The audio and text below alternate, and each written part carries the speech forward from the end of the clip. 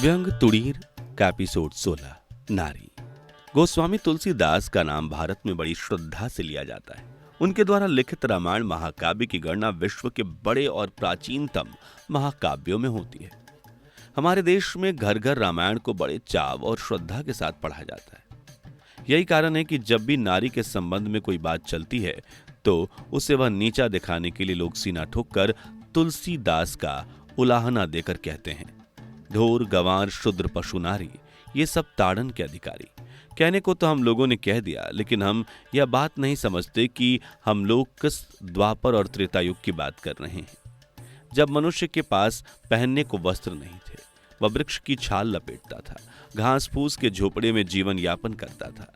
आज जबकि हम 21वीं सदी के द्वार पर खड़े हैं तथा नारी स्कूल कॉलेज दफ्तरों में एवरेस्ट पर पहुंच गई है, तब हमको यह बात अच्छी तरह से समझ लेना चाहिए कि तुलसीदास ने यह बात उस नारी के लिए कही थी जो घर की 7 दीवारों के बीच कैद घुट घुट कर जीवन जीती थी।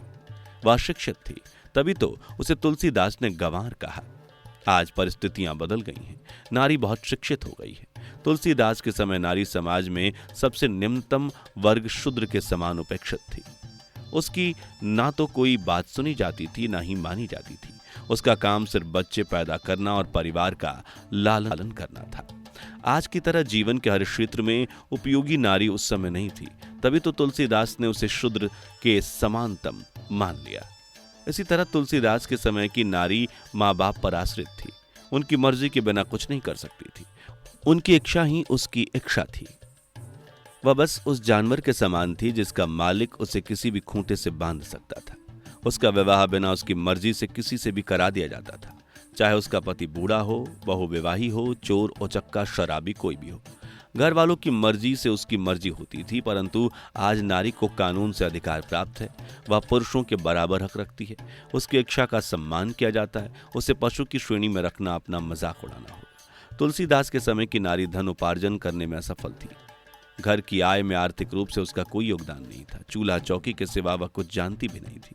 इसलिए तुलसीदास ने उस ढोल के समकक्ष कहा है, जबकि आज की नारी अपने पैरों पर खड़ी है। कारखानों, दफ्तरों, हवाई जहाज, रेल आदि में नारियां काम कर रही हैं, स्कूल कॉलेजों में सफलतापूर्वक पढ़ा रही हैं।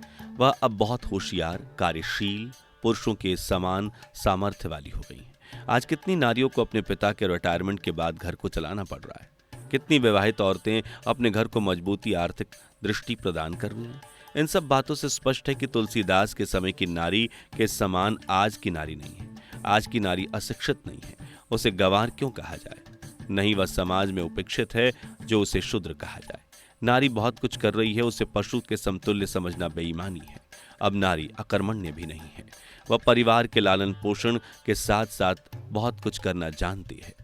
फिर उसे ढोर समझने की गलती क्यों की जाए? ये बातें हमें पूर्वाग्रह से ग्रसित करती है। शिक्षित वैज्ञानिक युग के रॉकेट में यात्रा करने वाले आधुनिक मनुष्य की समझ में नहीं आ रही है। नारी को ढोर, गंवार, शूद्र, पशु के साथ न रखकर शिथिल, होशियार, कार्यशील, सम्माननीय लोगों की श्रेणी में रखा जाए।